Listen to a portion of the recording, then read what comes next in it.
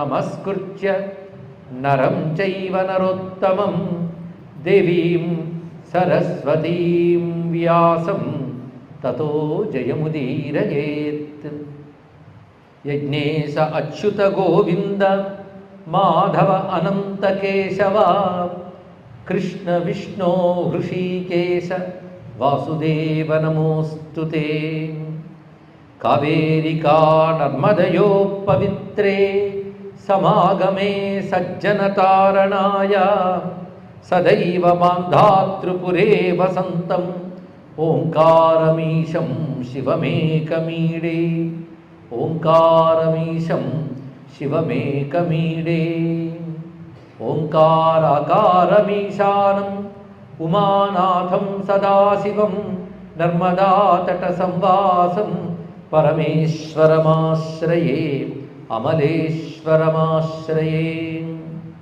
యస్మాత్ సంజాయతే కృష్ణం యత్ర చైవ ప్రళీయతే నమస్తస్మై సురేశాయ విష్ణవే కూర్మరూపిణే.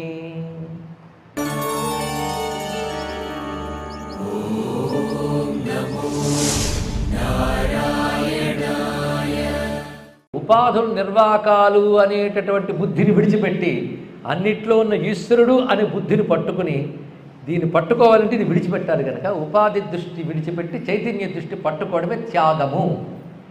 ఈ త్యాగం ఎవడైతే నేర్చుకుంటాడో అటువంటి వాడే అమృతత్వాన్ని పొందగలడు అన్నారు. అందరూ నేర్చుకోగలరండి? అందరూ నేర్చుకోలేరు. వింటూ విసుక్కునే వాళ్ళు కూడా ఉంటారు. ఏ కొద్ది మంది తెలుసుకుంటారు. త్యాగే నైకే అమృతత్వ మానసు. ఇదే మాటను చెప్తే భజంతి త్వాం ధన్యాః కతిచన చిదానంద లహరీం. ప్రతి వారిలో ఈశ్వర స్థితి చిదానంద లహరిగా ప్రవహిస్తుంది నిరంతరం. అది ఎవరు పట్టుకోగలుగుతున్నారయ్యా? ఇది అమ్మవారిని వర్ణిస్తే సింహాసనం మీద కూర్చుంది, ఎర్ర చీర కట్టిందండి. ఎప్పుడు ఎర్ర చీరేనా? ఆకుపచ్చ చీర కట్టదా? ఏమో ఎర్ర చీర కట్టిందండి, చెరుకు విల్లు పట్టుకుందంటే అబ్బా కళ్ళకు కట్టినట్టు చెప్పారండి. ఇది అందరూ చూస్తారు, కానీ ఆవిడ చిదానంద లహరిగా చూసేవాళ్ళు మాత్రం కతిచన కొద్దిమంది చూడగలరయ్యా. అది అమ్మవారి అసలు స్వరూపం ఇక్కడ కతిచద. ఎందుకంటే స్వాత్మైవ దేవతా ప్రోక్త లలిత విశ్వ విగ్రహ. స్వాత్మగా ఉందా లలిత, లలితను పట్టుకో. మరి విశ్వాన్ని నడుపుతోంది అవును, మనస్సు పంచతన్మాత్రలు వీటి కలయిక వల్ల రాగద్వేషాలు వీటన్నింటిలో శక్తిగా ఆవిడ దానికి చేతితో పట్టుకుంది. వాటన్నింటి అలా పట్టుకున్నది. నీకు చెరక విల్లు పువ్వుల బాణాలు అర్థమవుతున్నాయి, కానీ పంచతన్మాత్ర సాయిక మనోరూప ఇక్షుకోదండి అర్థం కాలే. అర్థమైతే ఇది అర్థమైపోయిందండి. ఆ శక్తిగా అన్నింటిలో ఉండేలాగా నడుపుతుంది ఆవిడ. అలాంటి చిదానంద లహరిని భజంతి త్వా ధన్యాః కతిచన. కతిచన అంటే ఏ కొద్ది మందో. త్యాగేన ఐకే అన్నప్పుడు అక్కడ చెప్పిన ఏకే శబ్దం ఏదో అది ఇక్కడ. త్యాగేన ఏకే అమృతత్వం ఆనసు. ఎవరో కొద్దిమంది మాత్రమే త్యాగము చేత అమృతత్వాన్ని పొందుతున్నారు. కానీ ఎంత జ్ఞానం చెప్పామని అందరూ జగత్తంతా ఈశ్వరమేమన్నా నాట్యం చేస్తారనుకుంటే అబ్బే ఎవడో కొద్దిమంది, ఎందరో రాక్షసులు, ఒక్కడే ప్రహ్లాదుడు. తెలుసుకోండి ఇక్కడ. కనుకనే సర్వం ఈశ్వర స్పృహ కలిగినటువంటి వారు ఎవడో ఒక్కడు దొరుకుతాడు. ఎవడో ఒక్కడు దొరికిన గారికి ఇంతమంది ప్రవచనం చెప్పడం ఎందుకంటే ఆ ఒక్కరిలో మనం కూడా ఉండాలి తాపత్రయం. ఎందుకంటే ఒక్కడైతేనే ముక్తి లేదు. ముక్తి కావాలనుకుంటున్నాం కనుక ఇలా అయితే కానీ రాదు. అందుకే జ్ఞానం తెచ్చుకో, ప్రాక్టీస్ చేయి, ప్రారంభించు. ప్రాక్టీస్ ఇప్పుడే ప్రారంభించు. అది విన్నదాన్ని మననం చేయి, అది అవుతాం. అంతే, పెద్ద ఖర్చు లేదండి. ఇవాళ ఇది విని ఏ సరుకులు చెప్పారో లిస్ట్ రాసుకుని ఆ సరుకులను రేపు కొనుక్కుని యాగం చేయక్కర్లే. ఈ చెప్పిన వివేకం దగ్గర పెట్టుకుని ఒక మూల కూర్చొని విచారణ చేస్తే పరమాత్మ దొరికిపోయాడు. ఖర్చు లేకుండా ఉండే యోగ జ్ఞాన యోగం ఉండే. అందుకే ఖర్చు లేదు దీనికి. కానీ పేరెంట్స్ వాళ్ళందరూ యోగంలో కూర్చోవచ్చు అన్నది దీని అర్థం. కానీ విచారణ చేస్తే సులభంగా దొరుకుతుంది, ఎక్కడో లేదు కదా. కానీ అన్నిటినీ చూస్తూ ఈశ్వరుని పట్టుకుని ఈశ్వర భావంతో ఉపాధి దృష్టి విడిచిపెట్టడమే త్యాగము. దానితో నువ్వు ఇది పొందగలవు. కానీ త్యాగం లేని యోగం లేదయ్యా. అసలు త్యాగాన్ని నేర్చుకోవడమే యోగం మరొకట్లేదు ఇక్కడ. కానీ టెక్నిక్ విడిచిపెట్టడంలో ఉండాలి. ఏది విడిచిపెట్టాలో తెలుసుకోగలగాలి. అది తెలిస్తే ఏది పట్టుకోవాలో అదే తెలుస్తుంది. అన్ని విడిచిపెడితే మిగిలేదే పట్టుకునేది. ఆ మిగిలేవాడిని నేను, ఆ మిగిలేదే నేను అన్నింటిలోనూ వ్యాపించి ఉన్నా. లేకపోతే ఒక్కడి కదలదు, గడ్డి పరకు కూడా కదలదు తెలుసా నా శక్తి లేకపోతే. అది శివుని ఆజ్ఞ లేనిది చేయమైనా పుట్టదు.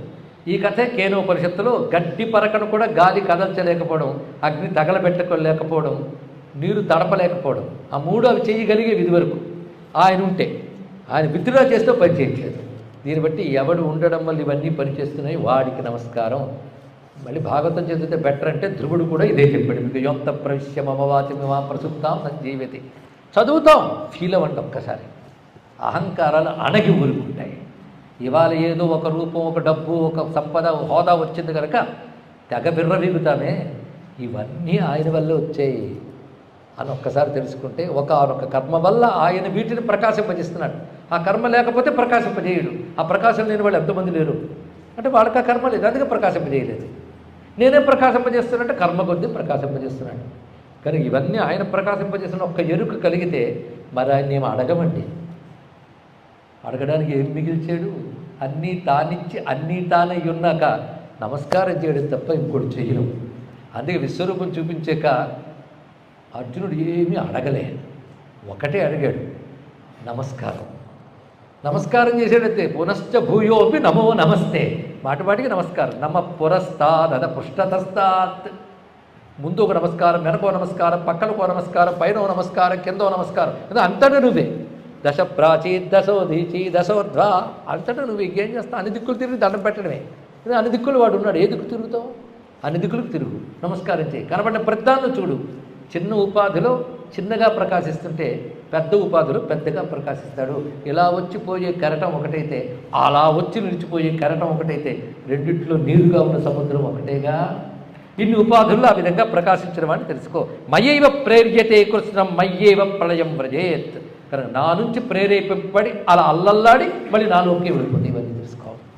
అహం మీ భగవానీశ స్వయం జ్యోతి సనాతన, ఇన్నట్టి ప్రకాశింపజేసే నన్ను ఎవడు ప్రకాశింపజేయక్కర్లేదు, స్వయం జ్యోతిని, సనాతనుణ్ణి, పరమాత్మ పరంబ్రహ్మ మత్తో యన్యన్న విద్యతే, నేను కాని మరొకటి లేదు సుమా, మత్తో యన్యం న విద్యతే, ఇచ్చేతత్ పరమం జ్ఞానం, మీకు చెప్పింది సర్వోత్కృష్టమైన జ్ఞానం, యుష్మాకం కథితం మయా, ఇదొక్కడి తెలుసుకుంటే జ్ఞాత్వా విముచ్యతే జంతు జన్మ సంసార బంధనాత్, ఇది తెలుసుకున్నవాడు జన్మ సంసార బంధం నుంచి విమోచనం కలగలదు. ఇది అంతటా నువ్వన్న పట్టట్లేదయ్యా అని మీరు అడుగుతారు, నాకు తెలుసు. అందుకే అన్నిట్లో ఏది గొప్పదిగా కనబడుతుందో ముందు దానిలో చూడడం నేర్చుకో, అప్పుడు అన్నింటిలో చూడడం నేర్చుకుంటాం. కానీ ఒకటి గొప్పగా ఉన్న దాంట్లో నన్ను చూడటం మొదలు పెడితే క్రమంగా అన్నిట్లో గొప్పగా ఉన్నది నేనేం తెలుసుకుంటాం. మరి తెలుగు వాక్యమైన కన్ఫ్యూజన్. గొప్పగా ఉన్న వాటిలో నన్ను చూడటం మొదలు పెడితే అన్నిట్లో గొప్పగా ఉన్నది నేనేం తెలుసుకుంటాం. ఇది నేను అన్నది. గొప్పగా ఉండడం అంటే విభూతి అని తెలుసుకో. అదే ఆ విభూతులను గుర్తించినప్పుడు వాళ్ళందరిలో ఆయన గొప్పగా ఉన్నాడు. సృష్టిలో గొప్పగా నా ప్రకాశం దేని యందు కనబడుతుందో అది విభూతి కదా, అది ముందు పట్టుకో. కానీ ప్రతివాడిలో ప్రకాశమే గొప్ప వస్తువు.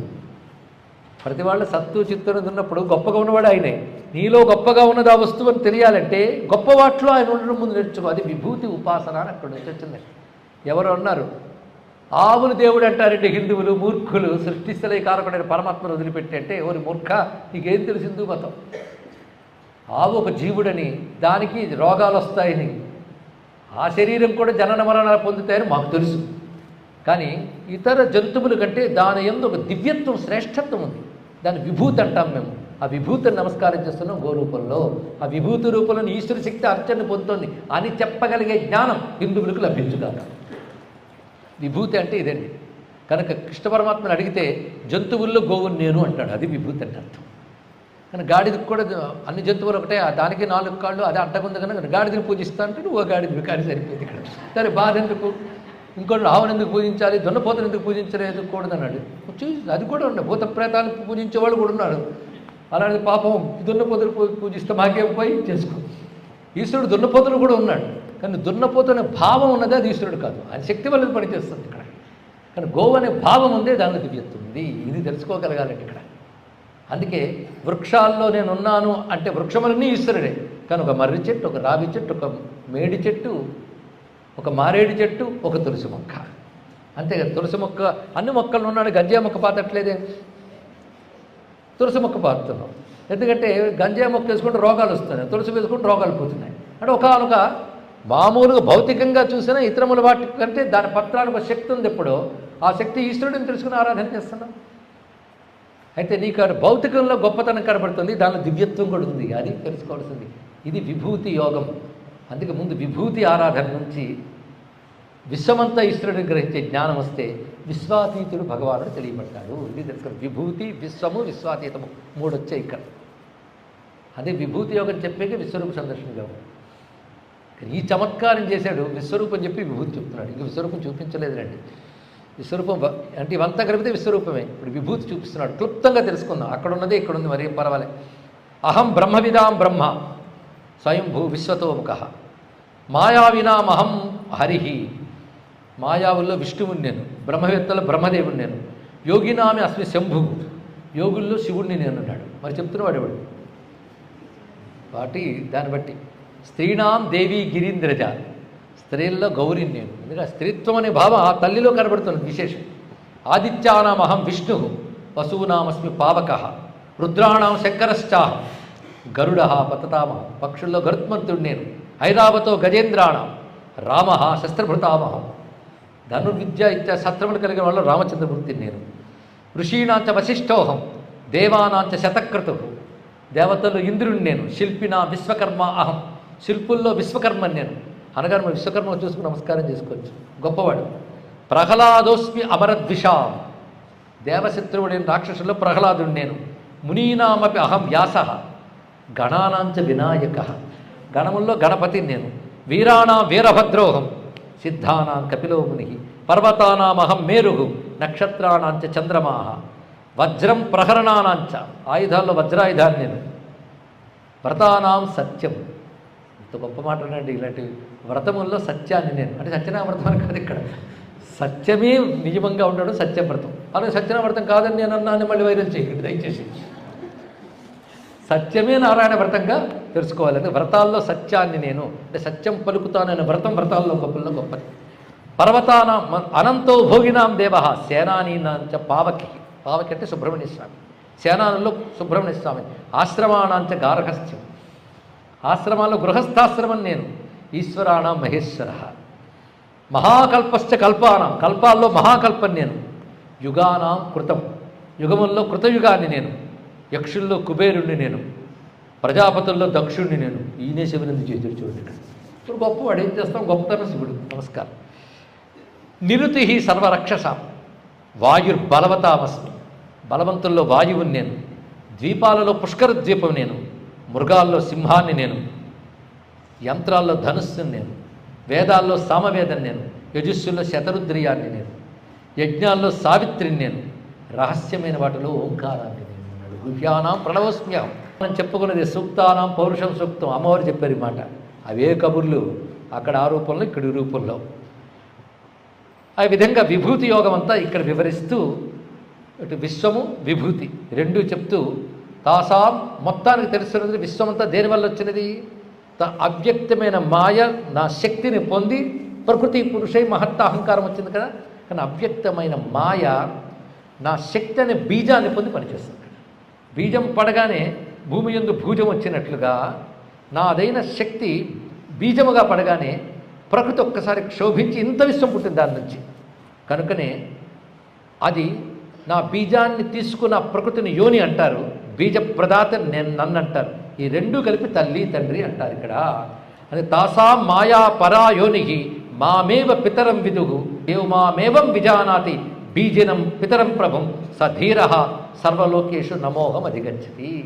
కానీ ప్రకృతి యందు కనబడుతున్నదంతా బీజరూపుడే ఆయన ఉన్నాడు. ప్రకృతిగా ఉపాధులుగా కనబడుతున్నది మాయ ఉన్నది. రెండు కలిసి ఇదంతా వెళుతుంది కనుక ఈ రెండూ కలిపి తల్లిదండ్రులుగా ఎవడు తెలుసుకుంటూ బీజరూపుణ్ణైన నన్ను గ్రహిస్తాడో వాడు ముక్తిని పొందుతున్నాడు. ఆ నేనే ఈశాన సర్వ విద్యానాం భూతానాం పరమేశ్వర ఓంకారమూర్తిని భగవాన్ అహం బ్రహ్మ ప్రజాపతి. అయితే ఎక్కువ తక్కువ అని ఉపాధి బట్టి ఏర్పడుతుంది, కానీ సమంగానే ఉంటాను సుమా, అన్నిట్లో సమముగా ఉంటాను. అంటే చిన్న బిందెలో అదే నీరు, పెద్ద బిందెలో అదే నీరు. సమముగా ఉందా? అదే సమం. చిన్న బిందులో చిన్నగా ఉండడం, పెద్ద బిందులో పెద్దగా ఉండడమే సమం. దేనికి తగినట్టు అక్కడ శక్తిని పంచడమే సగం సమము. సమత్వం అంటే ఇదండి. అంతలో ఒక్కటిగా ఉండడం కాదు, ఉపాధికి తగినట్టుగా ఉండడమే సమత్వము. ఇది బాగా తెలుసుకోవాల్సిన ప్రధానమైన అవసరం. ఒక పెద్ద ఆఫీస్ని నియమిస్తున్నటువంటి నియామకుడు అందరి ఉద్యోగుల పట్ల సమబుద్ధితో ఉంటాడు అని అంటారు. అంటే అర్థం ఏంటి? ఎగ్జిక్యూటివ్కి క్లర్క్కి ఒకే జీతం ఇస్తాడా? వారి వారి సమర్థతను అనుసరించి ఇవ్వడమే సమానత్వము. అందుకే హిందూ ధర్మంలో సమానత్వం అంటే ఇది. అది అంతా ఒకటేనండి అని చెప్పడం సాంకర్యము. అంతా ఒకేలా ఉండడం బూడిదలోనే. అవునా లేదా? అన్ని తగలడితే ఒకటే బూడిదే. కానీ సృష్టి అంటూ ఉన్నంతకాలం ఒకటి ఒకలా ఉండదు. ఒకటి ఒకలా ఉండనంతకాలం ఈశ్వరుడు అందరిలో ఒకేలా ఉండడు, ఒకేలా ఉంటాడు. వాటికి తగినట్టుగా ఉండడమే సమానత్వం. అది ఇక్కడ చూపిస్తున్నాడు. సమం సర్వేషు భూతేషు తిష్టంతం పరమేశ్వరం వినశ్య స్వవినశ్యంతం యప్పశ్యతి సపశ్యతి. ఏకంగా భగవద్గీత శ్లోకమే ఇక్కడుంది. అందుకే నాయన అందరిలో సమముగా ఉన్న నన్ను తెలుసుకో. ఆ తెలుసుకోవడమే యోగము. యోగం అంటే ఇది అర్థం. సమం పశ్యన్ హి సర్వత్రా సమవస్థితమీశ్వరం. అదే సమత్వం యోగముచ్యతే అని గీతలో చెప్పిన మాట ఇది. అది సమం సమం సమం మాట. అన్నిట్లో సమముగా ఉన్నాడు. అది ప్రతి వారిలోనూ శక్తిగా శాసనంగా సమంగా వ్యాపించిపోయి ఉన్నాడు. కానీ ఏది ఎక్కువ చేయకు, ఏది తక్కువ చేయకు. దాని మర్యాద దానికి ఇవ్వాలి. దాని మర్యాద దానికి ఇవ్వు. ఇంత ఉదారతని, ఇంత సమానత్వాన్ని చెప్పిన, నిజమైన సమానత్వం చెప్పిన ధర్మం హిందూ ధర్మం మాత్రమే. అది కూడా ఇది ప్రాక్టికల్ సమానత్వం, కబుర్ల సమానత్వం కాదు. నిజమైన సమన్యాయం అనేటువంటిది ఈశ్వర శాసనం. అది చెప్తుంది సనాతన ధర్మం. అది అందరిలో సమముగా వ్యాపించి నన్ను తెలుసుకోవడమే. విదిత్వా, ఇది తెలుసుకున్నటువంటి వాడు పొందగలడు. కనుక నేను 6 అంగములతో ఉంటానంటారు అందరూ. 6 అంగములు: సర్వజ్ఞత, తృప్తి, అనాదిబోధ, స్వతంత్రత, నిత్యమలుప్త శక్తి, అనంతశక్తిశ్చ విభోర్విదిత్వా షడాహురంగాని మహేశ్వరస్య. ఈశ్వరుడు యొక్క అసలు స్వరూపం ఇది. సర్వజ్ఞుడు, అన్నీ తెలిసినవాడు. ఉపాధిలో ఉన్నప్పుడు ఉపాధి ఎంత తెలుసుకుంటుందో అంతే తెలుసుకోగలదు. కంటి యందు చూపుగా ఈశ్వర శక్తి ఉంది, ఒప్పుకుంటాం. కానీ చూపు ఎంత చూడగలదండి? ఈ గోడ దాటి చూడలేదు అంటే ఈశ్వరుడు గోడ దాటి చూడలేడు అంటావా? కనుక కంటి యందు ఆయన నుండి ప్రేరేపించడం వల్ల కన్ను అంతే చూడగలదు. అది. కానీ ఈశ్వరుడు అసలు స్వరూపం ఏమిటి? సర్వజ్ఞత, అన్నీ తెలిసినవాడు. తృప్తి అన్నదానికి అన్నిటికీ సర్వ కలుపుకోవాలి. ఎప్పుడు తృప్తిగా ఉంటాడు ఈశ్వరుడు. కానీ ఈశ్వరుడు తృప్తిపరచుటకై అనే మాట చాలా తప్పు. ఆయన నువ్వు తృప్తిపరిచేది ఏమిటి? ఆయన ఎప్పుడూ తృప్తిగా ఉంటాడు. నిత్యతృప్త భక్తనిధి, అక్కడ ఇదే ఉందండి. మరి అది చదివితే నిద్ర రాదండి అంటే ఆలోచించకుండా చదివేది కనుక నిద్ర రావట్లేదు. అది ఆలోచిస్తే అది నిద్ర వస్తుంది. నిత్యతృప్త అనే మాట ఒక్కసారి చదివితే అక్కడే ఆనందపరస్యంతో ఆగిపోతాం. కొన్ని నామాలు భావిస్తే ఒక తాదాత్మ్యం వస్తుంది. అది నిజమైన పారాయణ. 1000 మార్లు చదివితే ఒక్కసారైనా వస్తుందేమో అని పారాయణ చెప్పినారు పెద్దవాళ్ళు. శబ్దాలు వచ్చేసే, భావన రావట్లేదు. పుస్తకం చూడకుండా లలిత చాలామంది చదువుతారు. ఎంత చెప్పినా తప్పులు తడకలే. పెద్ద ఆయనతో అన్నాం, ఎక్కడ పెట్టి అక్కడ విడిచేస్తున్నానని మీరు చెప్పలేపారంటే వాడు చదువుతున్నానని చెప్తున్నానంటే వాడు అలాగే చదువుతున్నారండి అన్నారు. అంటే జ్ఞానము ప్రవాహంగా ఉంది, అజ్ఞానము ప్రవాహంగా ఉంది. దీనికి వారసలు, దానికి వారసలు. ఎంత దౌర్భాగ్యం అండి. ఇకనైనా తప్పులు దిద్దు చదువుతారేమో లలితా శాస్త్రాన్ని ఈ సభలో కూడా చెప్తున్నా. ఎందుకంటే కొన్ని సంవత్సరాలు ఘోషించాం ఎలా చదవాలి. మీ విన్నామంటే అనేవాళ్ళు ఉన్నారు, కానీ మళ్ళీ అదే తప్పులు చదువుతారు. మహాత్ములు మాకంటే ముందే కనబడుతుంటే ఏం చేయాలో తెలియట్లేదు. సరే మొత్తానికి ఒక్కొక్క పదం ఎంత అనుభూతితో ఉంటుందండి. నిత్యతృప్త, అది సర్వజ్ఞత. తృప్తి, అనాది బోధ, అనాది అయిన జ్ఞానం. ఈ మాట చాలా చెప్పాడు. జ్ఞానం ఎప్పుడు అనాది. అయితే జీవుడు అజ్ఞానంతో కప్పబడతాడు, తర్వాత జ్ఞానాన్ని పొందుతున్నాడు. అంటే ముందది లేనట్టు ఉండడం వల్ల మళ్ళీ కలిగింది కదా. అప్పుడు దాన్ని అనాది అనలేవు. ఈశ్వరుడి దగ్గర అనాదిగానే ఉన్నది అది జ్ఞానము. అది జ్ఞానం ఆయన స్వరూపము. ఇప్పుడు బెల్లంలో తీపి ఎప్పటి నుంచి మొదలైంది చెప్పండి ఇక్కడ? అది పంచదారలో తీపి ఎప్పుడు, పాలల్లో తీపి ఎప్పుడు మొదలైందో మీరు చెప్పగలరు. పంచదార వేసాక, అంతకుముందు అది కాదు. కనుక పాలల్లో తీపి అనాది కాదు, బెల్లంలో తీపి అనాది. అలాగే పరమేశ్వరుడి జ్ఞానం అలాంటి అనాది అన్నాడు ఇక్కడ. అనాది బోధ, స్వతంత్రత. అబ్బా, ఆయన స్వతంత్రుడు, సర్వతంత్ర స్వతంత్రుడు ఆయన ఒక్కటే. నాకు ఆ మాత్రం స్వతంత్రం లేదండి అంటూ ఉంటావు. ఈ ఎంత ఇచ్చరే నీ లిమిట్ బాగా గుర్తుపెట్టుకో. నన్ను ఇలా విడిచిపెడితే స్వతంత్రంగా తిరిగేస్తారండి. తిరుగుతో స్వతంత్రంగా ఎక్కడ పడిపోతావు. నీ స్వతంత్రతకి పరిమితి ఉంది. ఆ అసలైన స్వతంత్రుడు పరమాత్మ మాత్రమే. స్వతంత్రత, అలుప్త శక్తి, లోపము లేని శక్తి ఆయనది అన్నాడు ఇక్కడ. శక్తికి లోపం లేదు. తెగ తిరిగాం నిన్న, ఇవాళ నీరసం పడిపోయాం. ఎందుకు తెగ తిరిగాం కనుక. ఇది లుప్త శక్తి, అది అలుప్త శక్తి. అనంత శక్తిశ్చ, అనంత శక్తి కనుక సర్వజ్ఞత, తృప్తి, అనాదిబోధ, స్వతంత్రత, అలుప్త శక్తి, అనంత శక్తి. వీటన్నిటి నిత్య అనే పదం తగిలించన్నాడు. ఇవి ఎప్పుడు ఉంటాయని దగ్గర స్వభావత. కనుక శక్తి ఈశ్వరునికి స్వభావ సిద్ధము, జగత్తులో అన్నిటికీ ప్రభావ సిద్ధము. అంటే ఈశ్వరుడు ప్రభావం చేత శక్తి వస్తుంది, ఈశ్వరుని వద్ద స్వభావంగా ఉంటుంది. కానీ ఎవడి ప్రభావం వల్ల మనం బతుకుతున్నామో వాడి స్వభావాన్ని నమస్కారం చేయాలి ఇక్కడ. కనుక శక్తి ఈశ్వరుడికి స్వభావము. ఈ మొత్తం మాట కలిపి ఉపనిషత్తు ఒక్కటి దాంట్లో స్వాభావికీ శక్తి అన్నది ఇక్కడ. పరాస్య శక్తిర్వివిధైవ శ్రూయతే స్వాభావికి జ్ఞానబల క్రియాచ. ఇక్కడ స్వాభావికి శక్తి 6 రూపాలతో ఉంటుందని నేను చెప్పాడు ఇక్కడ. షడాహు, ఈ 6 శక్తులు కలవాడిని భర్గః, భగవాన్ అని అనాలి. భగవాన్ అంటే 6 ఉన్నవాడు. ఈ 6 కలిగిన భగవానుడు మహేశ్వర, అతన్ని మహేశ్వరుడు అనాలి. 6 ఉన్నవాడు మహేశ్వరుడు అనాలి అని చెప్పి పరమాత్మ మహేశ్వర తత్వాన్ని ఇంత చక్కగా బోధించాడు. మొత్తానికి ఏమర్థమైందా ఇంతవరకు?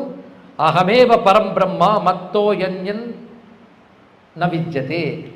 నేను తప్ప రెండో వస్తువు లేదు. ఏకత్వేచ పృథక్త్వేచ ప్రోక్తమేతన్ నిదర్శనం. కనుక ఇప్పటి వరకు నేను మీకు ఎలా బోధించానంటే ఏకత్వేచ పృథక్త్వేచ. పృథక్ అంటే వేరు, పృథక్ అంటే అనేకం. ఏకముగా నా గురించి తెలియజేశాను, అనేకముగా నా గురించే తెలియజేశాను. అది ఎలాగో అంటే ప్రపంచ రూపంతో అనేకము, పరమాత్మగా ఏకం. ఎందుకంటే పార్వతిగా బ్రహ్మ విద్యనిస్తున్నాను, లక్ష్మిగా ఐశ్వర్యాన్ని ఇస్తున్నాను అంటే వేరువేరుగా చెప్పాడే లేదా, అది పృథక్. కానీ ఇస్తున్నాను అనేది నేనేగా, అది ఏకం. కనుక ఇప్పటివరకు మీకు ఇచ్చిన జ్ఞానము ఏకత్వేనా పృథక్త్వేనా.